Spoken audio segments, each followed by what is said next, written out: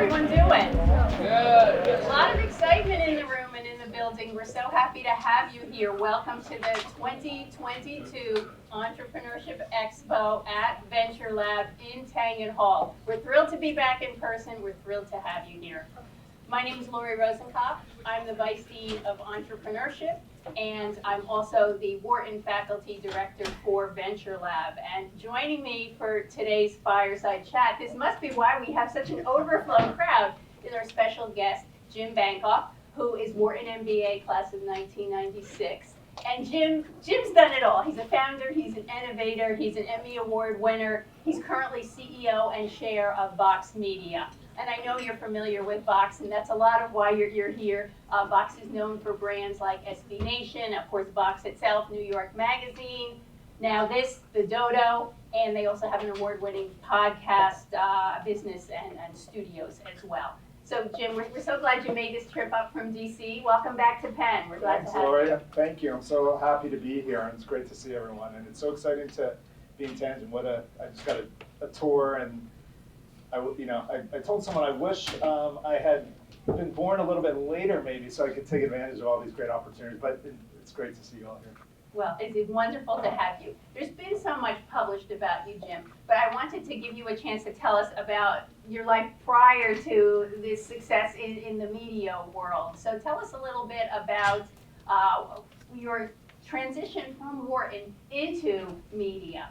Well, first of all, it's so great to see so many people who I assume, because you're here, are interested in entrepreneurship and in venturing and that sort of thing. When I was a Wharton grad, I wasn't accomplished enough to come here undergrad, so I came for my MBA, and I'm really proud to have graduated. But when I graduated, it was a situation where I think hardly anyone was doing anything too entrepreneurial. There may have been a handful of people who left to start their own company, if that. I mean, I did not do that, by the way. I did something a little more entrepreneurial. I went to what was at the time a pretty big startup, AOL, and I was an outlier. Outlier in a few ways. It was back in the time where most MBA grads were going to investment banking or consulting, and very few were even going to corporate America, let alone an earlier stage type of thing. But I kind of knew what I wanted to do, and I'm glad I did it. There were some short-term sacrifices. I remember at the time, I don't think they do this anymore, but they had a scatter plot of salaries, and they didn't name names, but they just said, here's what the range is of people who made things. And I recognized my point on the scatter plot. It was second to lowest income.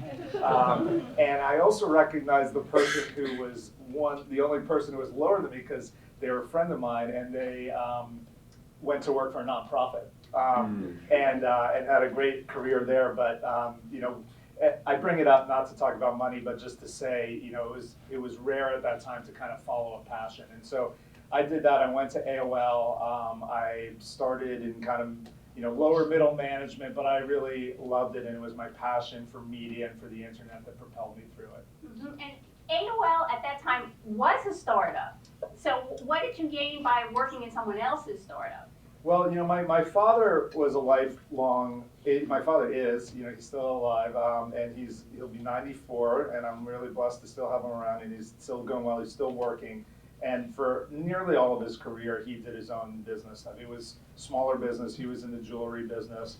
And he gave me some advice, and one piece of advice was, it's always good to have a job working for someone else before you take your own, start your own business. Why? Because you learn a lot of things, you get to manage stuff, you can accomplish things. And then he also said something which was a little bit crass, but he's like, and you can lose someone else's money before you lose your own. and that's not necessarily a way to go. For those of you who are just starting out and going for it, I admire that too. But in my case, I was probably a little bit more conservative. I felt like I needed to learn some stuff. And I did learn a lot at AOL. I learned, it was a chaotic time, a chaotic place. I remember when I started there, we all did our work on computers, and I was not assigned a computer for 2 weeks or so, or a desk, just because they were so busy and so chaotic. And now I run a company, and if someone doesn't have a computer, like before they start, we have failed because they're not being productive. but it just goes to show how chaotic it was. And so it was kind of good to learn from that chaos, and we'll get to it later, but I think I learned a lot about building businesses, but I also learned a lot about things not to do. And I think that was part of the experience of working somewhere else. And I think I was informed in this role as much by what I learned that was a success as I was from what was not a success. Yeah, that makes sense. So let's talk a little bit about Vox. You left AOL 2008, right? You consulted That's right. Huffington Post and SB Nation, which ultimately evolved into Vox.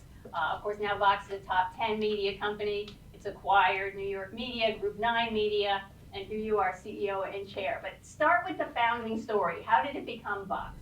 Well, as you mentioned, Lori, I had some time off, and this was a big thing. You're all like real young, but for me, I had been in a job at AOL, a really good job. I mentioned I came in lower middle management. I had a great career there. I rose to be working for the CEO, and by that point I was, had a good income. I had a family, by the way. My son George is here in the front row, 2 other children, and but I had 3 young children and a wife, and all of a sudden I didn't have a job because I decided to take this plunge, and so it was a good period for me.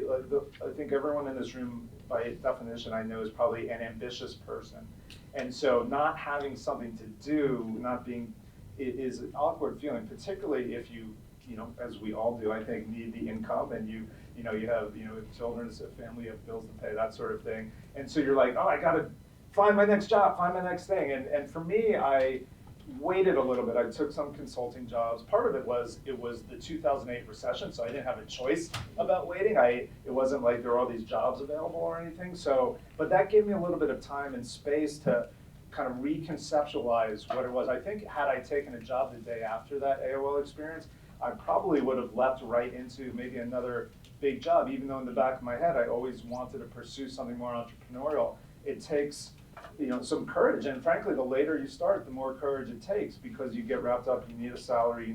You also have an identity of yourself as someone who by the time I left AOL, I had 1,800 people working for me, right? And I had the ability to stay in nice hotels when I traveled for business, and those things I hope aren't that important to you, but after a while you get spoiled by that stuff, and then I kind of ripped the Band-Aid off, and when I started my new thing, I to this day I try really hard not to value that kind of stuff, and I still book my own travel, do all the stuff, and I think that's a great lesson for entrepreneurs, just staying close to the expense side and staying kind of humble in that way, because everyone and that way everyone follows your lead too. But to answer your question, a venture capitalist friend of mine invited me to a pitch.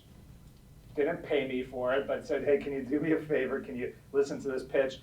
It was a couple of people who were sports bloggers, and they were hobbyists, and they had built a couple of successful sports blogs, and they wanted to get some VC funding for it, but they weren't entrepreneurs themselves. They were bloggers, and so they gave the pitch to the VC. The VC turns to me and says, what would you do, Jim? You know a lot about this space.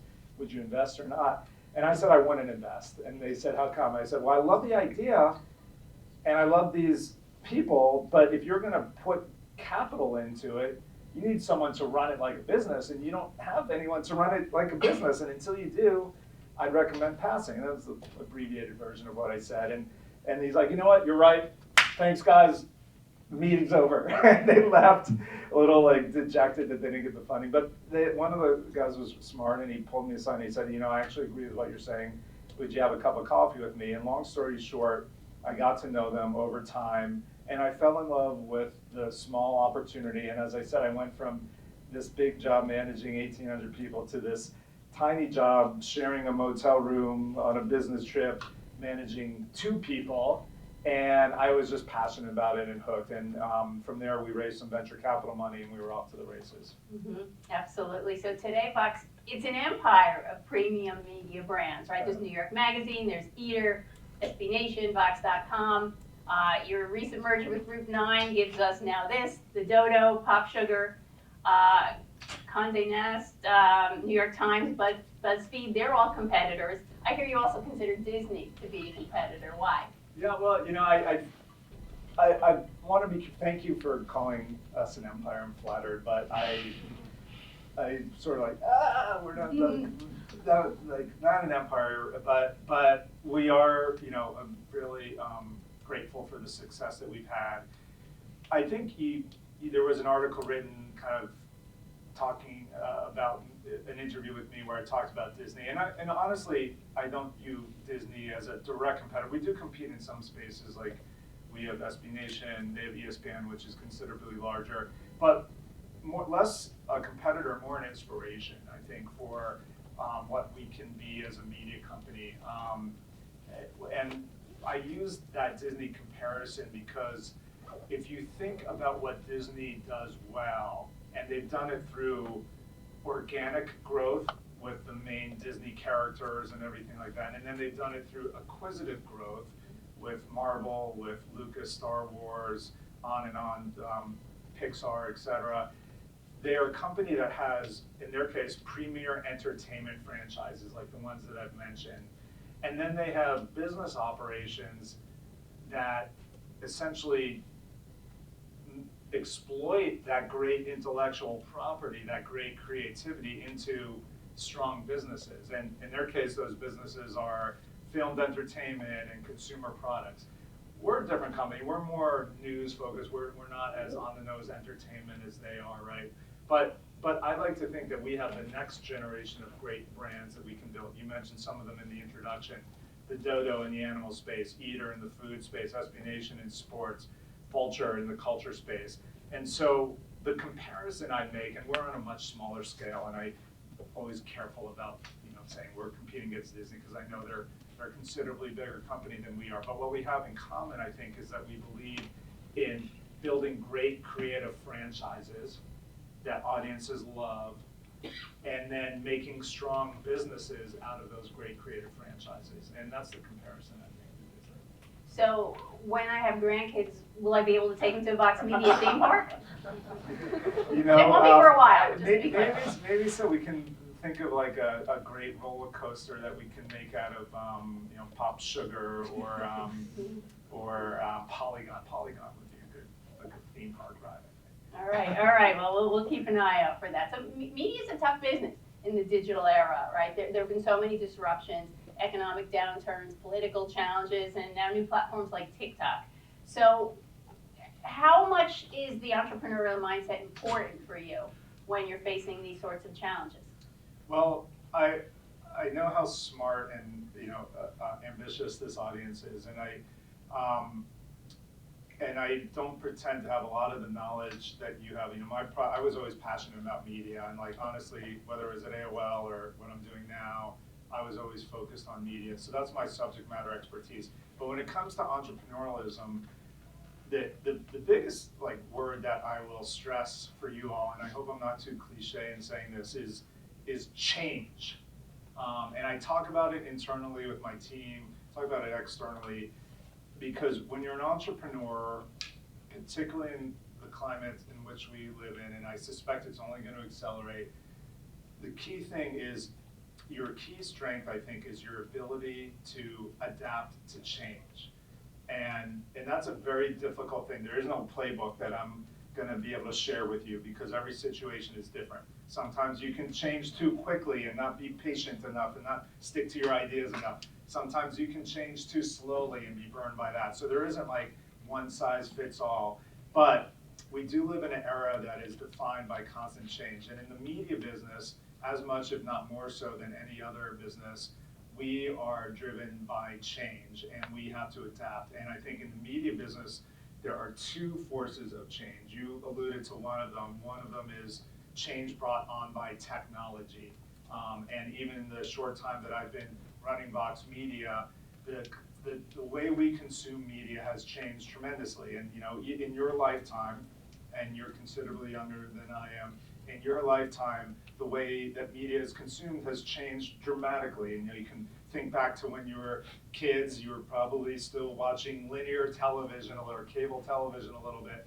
Now we're all on demand. We weren't using our phones as a primary consumption. We're all carrying around 5G and 4K in our pockets, and that is changing the way that we consume media. And then the apps themselves are changing. You mentioned TikTok. It wasn't even around, I think it was like Musical.ly 3 years ago. Now it's like this sensation, right? So technology is changing how audiences consume content so rapidly, and we have to adapt to that, as you were saying. So that's one pressure or change. But the other change that we experience as a media company is around societal change and progress that, or lack thereof at times, that we experience as a culture and as a society, whether that is political change or cultural change or economic change. We have to reflect the change in our audience, and we have to be prepared for that. So those two forces really can throw you for a loop. And then you layer on top of that the ever-changing economic cycle, the ups and downs and ebbs and flows of that. And it's just change on change and change. And so I tell my teams, like, this is an easy thing to say, but a hard thing to do as a human is to be prepared for change. Like some of those of you who play sports, most sports have this concept of like being in the ready position, in the athletic position, your knees bent, you're balancing, right? And that's kind of how you have to be as an entrepreneur. You have to be ready to go back, forward, up, down, side to side, and because you just never know. And so like really be prepared to make change a defining trait of strong entrepreneurship. So when I look at the Group 9 acquisition, it seems like brands that are more targeted to a younger audience. So was that a matter of being in the ready position and looking for that explicit strategy, or was that more opportunistic? A little bit of both. Certainly the former. It's true the Group 9 brands are younger demographically. They are more strong on social platforms. Now This News is the #1 news service on all of TikTok. The Dodo is the #1 short form social video service in the world. And you add it all up together. Now our company, thanks to that acquisition, is the leading social video media company. We're bigger than any company in the world as it relates to social video, in large part because of Now This and the Dodo. But social itself is a difficult thing. It's very reliant on the whims of the algorithms of TikTok, of Facebook, of Instagram, of Snap, et cetera. Those companies of late have been reeling. When they catch a cold, we sometimes get the flu, and we have to be prepared to deal with that. Other platforms like websites, and good old-fashioned websites, and podcasts are more media that we can control and be on our own platform. So, but to duck our head in the sand and pretend that people aren't using these apps, whether it's TikTok or whether it's Instagram, if audiences are there, and I suspect many of you are there, I know I'm there too, I'm putting more and more of my attention there, and to not show up on those platforms, to not show up on Twitch, to not show up in these places, even if the economics are hard, even if the businesses are more difficult, to not show up would be more perilous than trying to figure it out. Absolutely. Well, I want to push more on acquisitions because a common misconception from a lot of our students is that you have to come up with your own unique idea all by yourself to found a business. But this year, Venture Lab is launching a new program. We have a ginormous gift, a $10 million gift for a program in entrepreneurship through acquisitions. We want to make it less daunting for students to see how to find and acquire and run new companies or companies that already exist, but really scale them. So I think what I'd like to ask you is there a way that you describe your overall M&A strategy, and then maybe we can pivot from that and you can talk about what you have to do when you first acquire a new company, and what's the first 100 days? Great questions. First of all, let me just shout out all the tremendous work that you and the Wharton team have done to build up Venture Lab, and it's so inspiring to see, and I'm so glad that so many of you are partaking. It's as I'm sure you realize, it's such a privileged opportunity. So congratulations to everyone who's worked so hard to get Wharton to this place in the University of Pennsylvania. I'm proud to be an alum.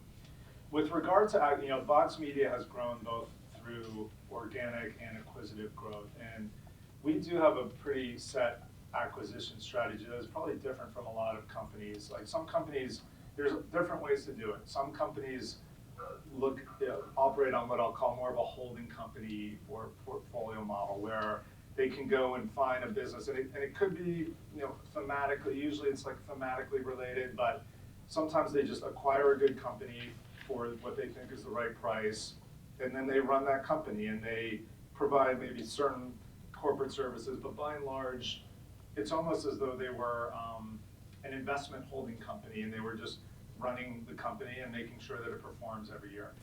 That's not our approach. Our approach is on the other end of the spectrum, where we look to really find companies that we can integrate and companies that would benefit from what I would call our platform, or another way of thinking of it is our infrastructure. What is our particular platform? Well, part of it is technology. So can the company, the Group 9 companies, for instance, benefit from our technology stack? Can they benefit from another layer of the stack, which is our monetization, whether it's advertising sales or subscription management or e-commerce?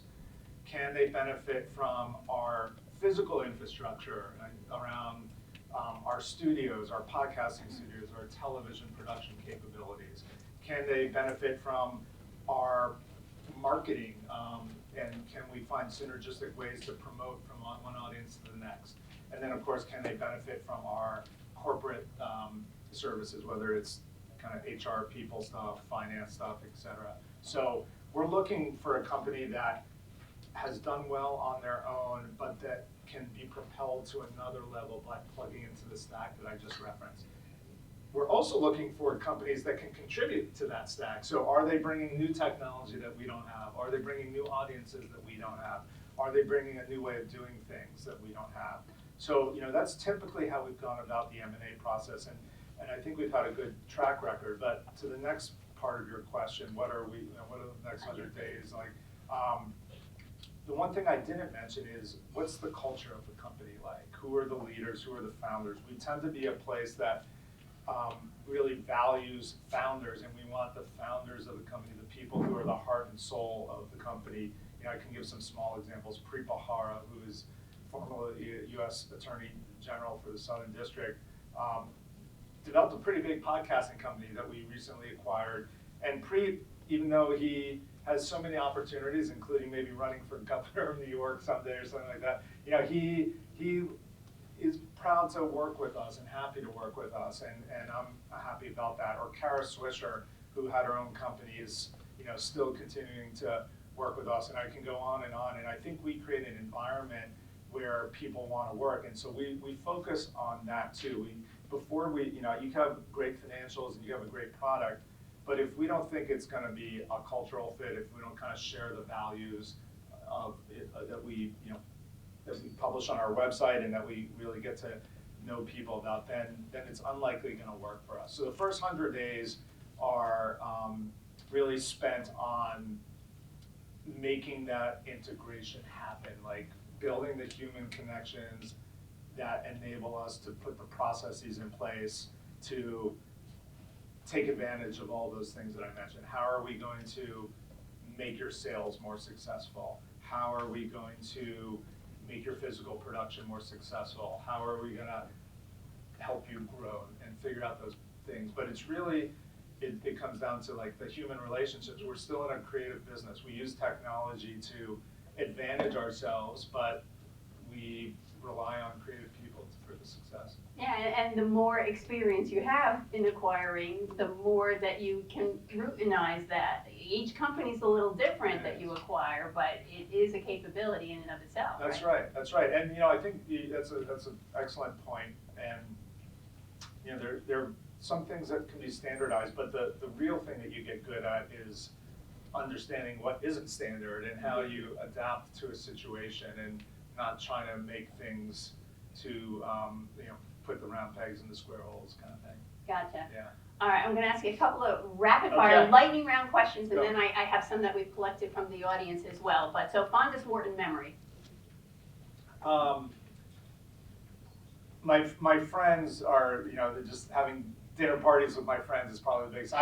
This isn't too rapid fire, but I was a liberal arts undergrad. I came to one MBA. I needed quant skills, so I actually unlike a lot of other Wharton first years, I studied really hard and and so like getting out I wasn't like going to all the bars all the time. So like going out and having a nice dinner with friends is probably my fondest memory. But another memory, I walked past Vance Hall today, and Vance Hall was the first place that I used a graphical interface browser, a web browser. First time I ever typed in a URL was right here in Vance Hall. So, I thank Wharton for that too. Okay, now we're officially old. People are like, what? Something most people don't know about you. Well, I just shout out to my family first thing. Most people here don't know I have three great children, a great wife, and a great dog named Eddie. And Eddie is a Kapapoo, so most people might not know that I'm a proud Kapapoo parent. Yeah, it's kind of boring, but it's true. Well, that's good. He's kind of a terrier. He's a sweet guy, but he can get kind of feisty, particularly when he's guarding some shoes or something like that. I'm not sure this is a rapid fire one, but I'm going to ask you to make it rapid fire. What can we expect from you in the future?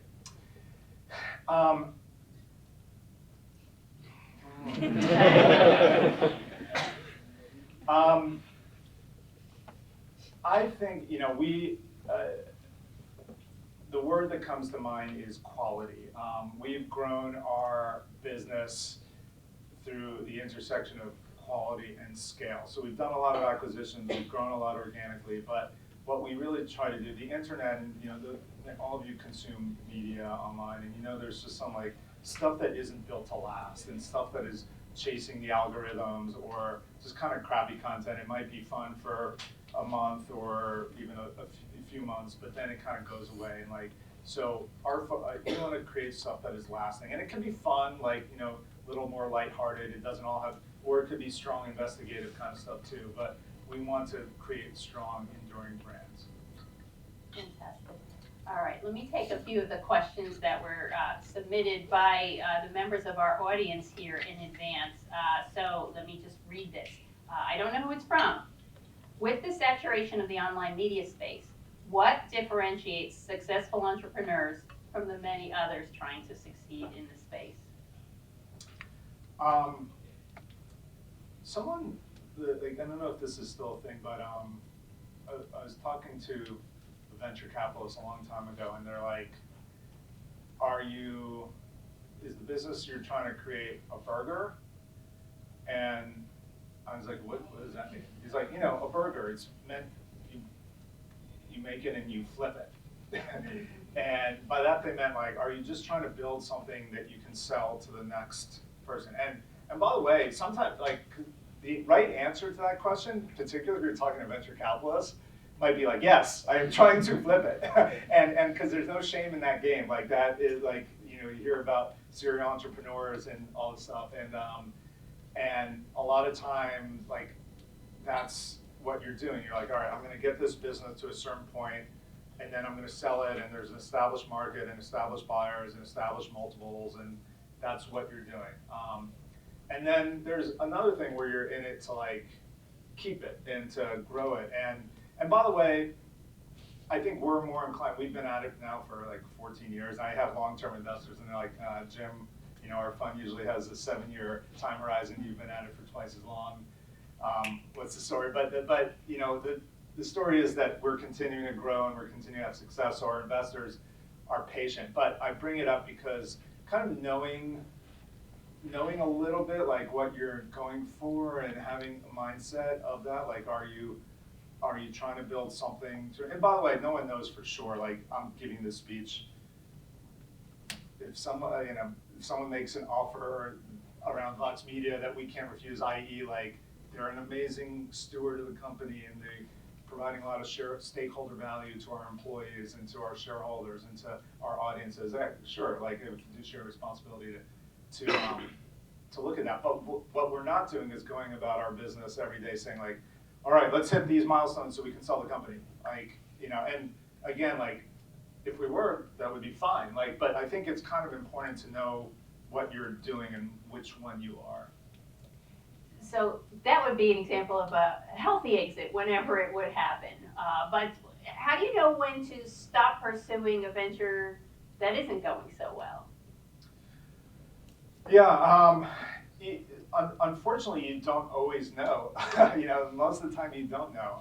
Something will happen. Usually, it's kind of easy for when you're earlier stage and you're looking for that product market fit, and maybe you don't find that product market fit, and you can pivot onto something else. Like that's the easier story. The harder story is like you do find it, you go to the next level, and then something in the market changes, and you realize that your market is deteriorating pretty quickly, and it's harder to pivot because you're so invested in the thing that you've built up. I think we see that with a lot of companies at different stages. I mean, just as I'm talking, I'm thinking about like Peloton, which is far bigger than a startup, but like they nailed the product market fit and were running and running and running, and now, or biking and biking and biking, and now you see that they, the market has changed, and the pandemic has ended, people are going outside, technology is changing, there are other exercise fads, if you will, that are stronger. So, I think it's easy to say, hard to do, but understanding the data, and above all else,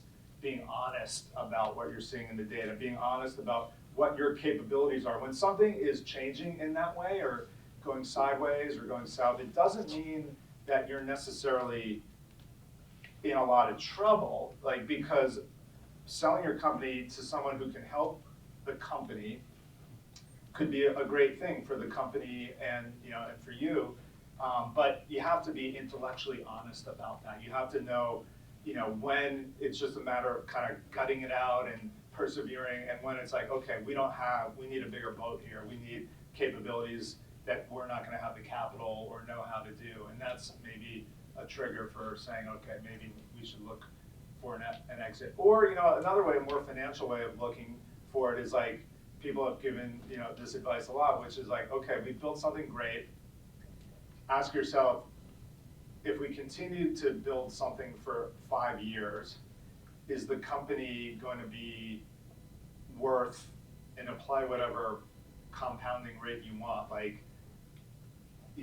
is the company going to be worth, if it's worth $20 million today, how much is it going to be worth 3 years ago? And if it's 3 years from now, and if it's only 25 million, let's say, then that's more of a financial question. By the way, those things are far less important of like, do you love what you're doing, and does it get you excited to wake up in the morning? I've always driven my career from that, and I highly recommend that to each of you. Sometimes your interests change, and again, no shame in that. Doesn't mean you have to do the same thing for your whole life. In fact, you probably shouldn't. It's a long life. You should explore a lot of things, but all those things should probably be driven by your passions. What are a few things you learned at Wharton that you still apply day to day? I learned so much at Wharton, again, because I needed the education. Both, I would say, I'll put it in 2 buckets. Like one was just almost like the technical side of all the things that you learn at school. For me, I really needed to learn corporate finance. I really needed to learn some basic marketing and accounting principles. So it sounds boring, but I used all those things in the classroom learning. But I think the more inspiring thing that I learned was around leadership and collaboration, how to collaborate, how to lead teams. I think particularly when I was here, the school we had just changed our system into a kind of cohort leadership structure, and the school was putting a lot of emphasis on leadership, and I think we were one of the first classes that really benefited from that. And at the time, I'll confess, I was not a leader. I was just kind of shy kid, and you're learning all these things about how to be a leader.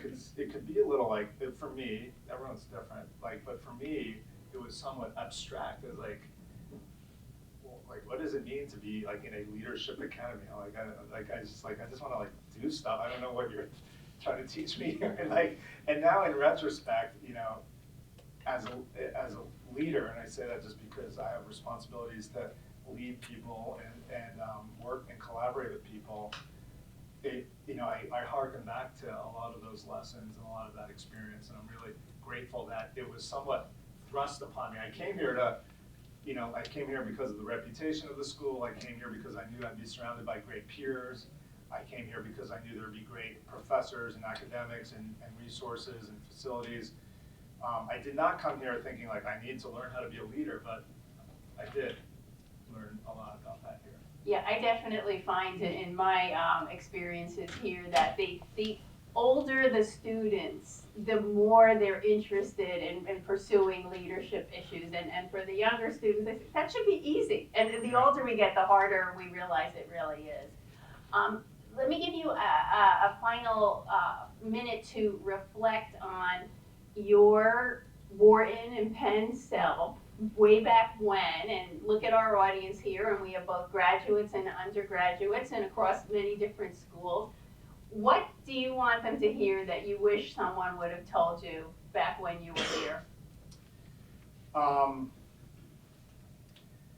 So that's a great question. I can think of a lot of things. All of them make me sound like an old man, but I am an old man, so I will say them anyway. A couple things. First of all, statistically, if you're in this room, you've had a lot of success and you deserve to be here. Statistically, you will,